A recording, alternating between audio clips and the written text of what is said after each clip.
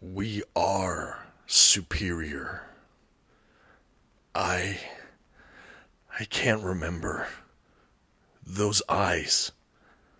I've seen them somewhere.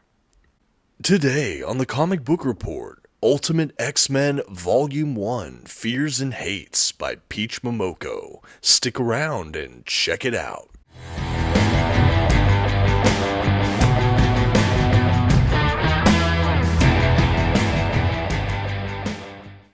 Greetings everyone, my name is Dominic and today you're tuning in to the Comic Book Report, where we review comic books and graphic novels so you can get an idea of what to read. And today I'm very excited to say we are back in the world of Marvel's new Ultimate Universe line of comics. Recently I've reviewed Ultimate Invasion, Ultimate Spider-Man, Ultimate Black Panther, and of course on my list here was Ultimate X-Men. And admittedly, I had heard a lot of polarizing and divisive thoughts on this run so far. I saw a lot of people that really didn't like it too much and some that absolutely adored it, and it left me very curious as to what I could expect personally as a reader. Happy to say I finally picked this up and gave it a read, and I can't wait to share my thoughts with all of you. Before we dive into today's video though, I'd like to shout out the channel's sponsor, OrganicPriceBooks.com. If you're looking to pick up your own comic book collected editions, I highly encourage you to check out their website. You can find a link for it in this video's description, and if you see anything there you like, you can even use my discount code at checkout, The Comic Book Report, to save $2 off of your order. Please note if you use my affiliate link or code to make a purchase, I will earn a small commission, but it's a fantastic way to support this channel. Thank you for considering. Now on with the show. First, some quick facts about today's collection. The issues in this volume were written and illustrated by Peach Momoko. The comics in this volume were published by Marvel Comics beginning in 2024. The volume here itself collects Ultimate X-Men, the 2024 series, issues 1 through 6, and material from Ultimate Universe issue 1. And finally, this is a standard size trade paperback with glossy print paper stock, a glued binding, and a total of 160 pages. At this time, I'd like to go ahead and issue a general spoiler warning. I will be flipping through the contents of today's collection and commenting on plot points throughout. You've been advised. Okay, and here's our first look at the trade paperback collection today. Like I said, this is the first volume of the new Ultimate X-Men. As you can see, if you have been collecting some of the other trade paperbacks in the new Ultimate Universe, this is a very similar design aesthetic, which I love. We have that U with a kind of specialized logo for each of the titles.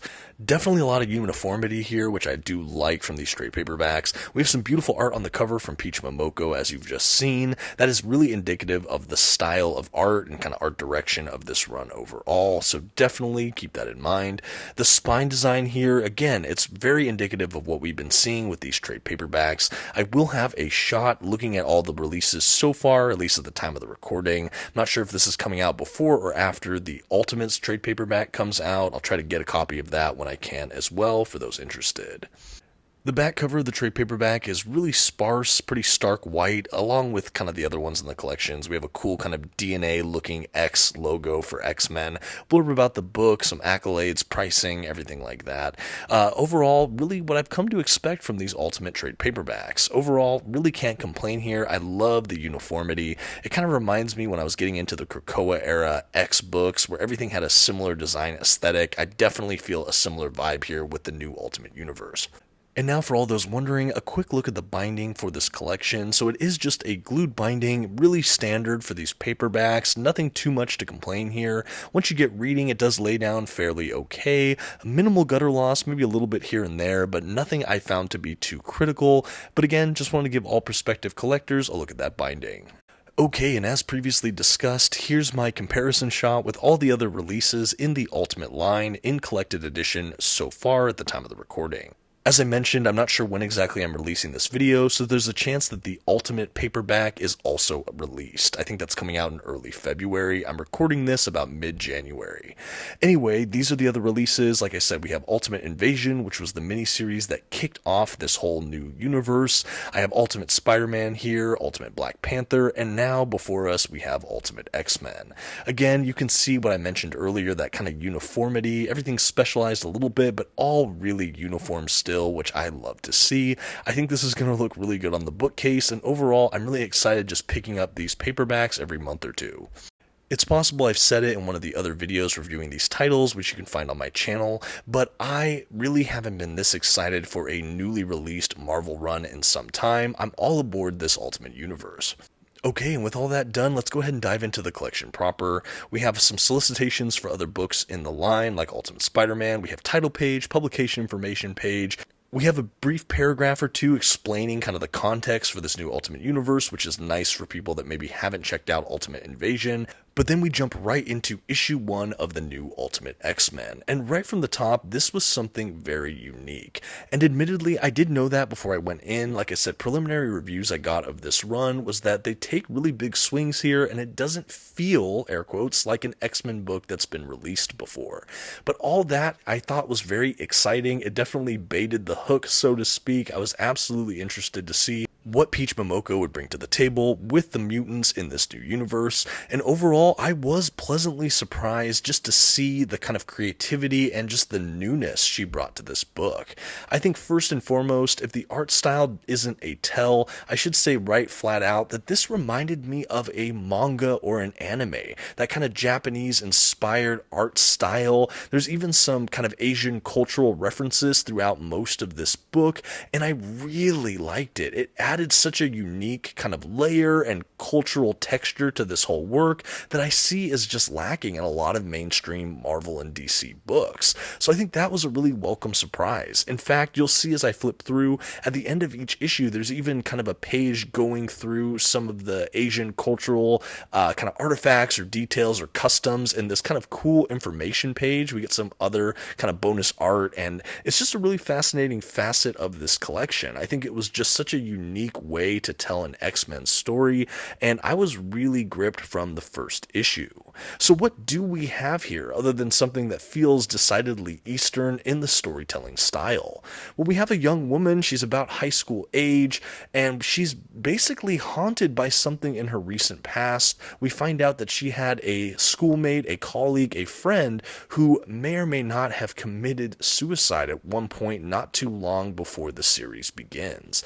She feels partially responsible, or at least has a kind of survivor's guilt from the whole thing that just kind of carries with her. She starts seeing things that she's not sure are there. This has kind of a spectral or ghost story kind of feel to it. There's kind of this permeating feel of like death on this book that I just found fascinating. Like I said, I think culturally, like I've seen in animes and other manga that I've seen, I feel like this is kind of a motif or an idea that's explored a lot in this culture and in this way. There's definitely some visual cues I recognize, the kind of haunted aspect of the central characters and the kind of shadowy spectral figures. That was all here on display. How that weaves into an X-Men tale, though, I was eager to find out. So a couple elements we have going on simultaneously. We have her kind of trying to shake off what's happened in her past. She's kind of shutting down emotions and dealing with grief in her own special way. We have this being contact her, and he seems to be made of shadows, and he seems to know a lot of things. I believe that this person is manifesting a kind of mutant gift. We find out more about that as we flip through the pages, but we actually find out that she is herself a mutant by all appearances. She can manifest a basic kind of weird projected armor of some kind. It's sort of amorphous and can kind of turn into shapes that she wants, or maybe not wants. She doesn't seem to have a ton of control over it, at least in these early issues, but it does come out in moments of crisis or when she needs defending. Before too long, she also meets up with a fellow classmate who she befriends, who seems to have kind of storm or electrical based powers. She's a little more like punk, hipstery, cool kind of outsider. The two of them kind of team up to follow where this shadow figure seems to lead them. This kind of goes through a weird kind of murder mystery aspect, though. There's more victims that show up. We deal with also ideas or themes of kind of like school bullying and violence and all of that stuff. All the while, we kind of unwrap more and more of what happened to this boy, again, shortly before the events of this series, and that's all kind of in the soup here. We do have some of the kind of recurring mutant ideas that we've seen in Marvel before, kind of the way mutants are in some ways ostracized or set apart, although we haven't delved fully into that yet. I'm going to be bouncing around the plot a bit here. I really want to leave some for those that want to experience this for themselves. A couple other highlights for me: they meet a couple other classmates that seem to have kind of latent mutant abilities. We hear word of a kind of cult around the area called the Children of the Atom. I thought that this was a really brilliant way to bring that in, the Children of the Atom, which refers to mutants a lot in the Marvel Universe, but making it a cult I thought was a really kind of creepy and interesting twist. It looks like some kind of weird lab where they kind of experiment or brainwash or different things with mutants. I presume that they go more into that in the volume 2. This really starts to come up in the last issue or two of this collection, and that is something I want to speak to at this point in the video. I'll say overall, this feels more like a high school kind of spiritual drama series. Again, it reminds me very much of manga or anime I've seen before, more than it reminds me of an X-Men series. And that's by no means a criticism, but that's just something to be mindful of. However, I will say in the last issue or two, as more mutants arise and we learn about this cult that kind of does things with mutants and more mysteries kind of are brought to the surface, and we have her forming this sort of ragtag team with some of her other fellow classmates who seem to have mutant powers, it's starting to feel more mutant heavy, more X-Men heavy right toward the end of this collection. And in many ways, that's the biggest drawback for me from this first paperback collection, is I feel like we almost didn't cover enough ground. I feel like this story really found its footing and more of its voice as we got into the last issue or two of the collection. I think for me, again, around issue 5 or 6, the art direction too, I think is very stylized and it's very unique. You don't see it as much in the Western comic book industry, and I think that that could turn some people off, and it could also bring in a whole new audience or inspire a whole bunch of people that have never been exposed to these art styles before. And I think that's absolutely to the credit of Peach Momoko, who did double duty as artist and writer in this collection, and I think she did an absolutely fantastic job.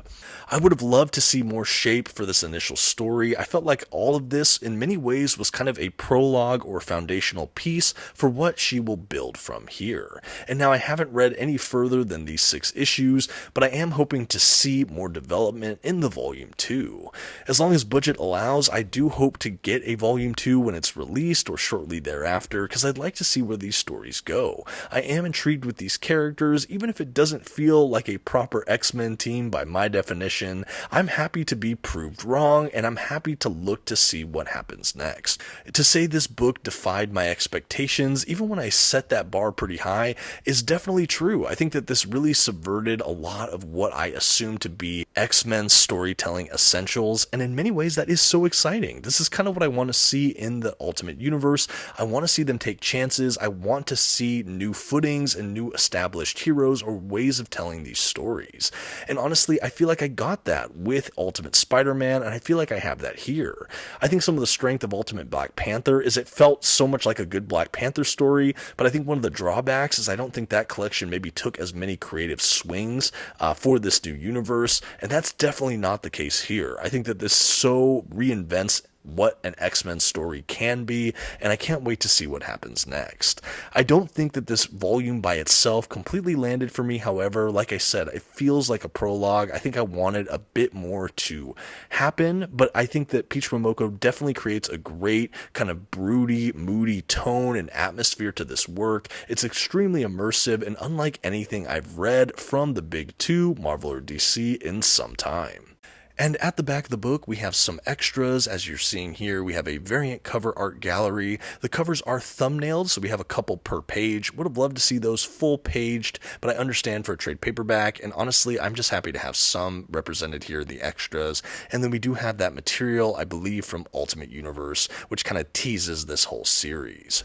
And that is Ultimate X-Men Volume 1, Fears and Hates by Peach Momoko from Marvel Comics. Definitely something different. I think it's the most unique entry in this new Ultimate Universe, certainly the most groundbreaking or just generally innovative comics I've read from the big two in a while.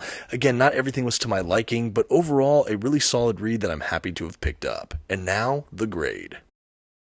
for this foundational volume in the new Ultimate X-Men line over at Marvel Comics. The Comic Book Report is happy to give Ultimate X-Men Fears and Hates by Peach Momoko a B-. I do think that this was an above average read overall. I thought the art was beautiful and ornate, and definitely added a splash of something new to Western comics. The characters were all really interesting, I felt, and I think that overall this is a good prologue to what hopefully comes next. I think the series has a lot of potential, but this first volume didn't quite get me there personally. I think the other titles I've read so far in this line have been a little bit stronger for me, but I can certainly see why some might have this as their very favorite.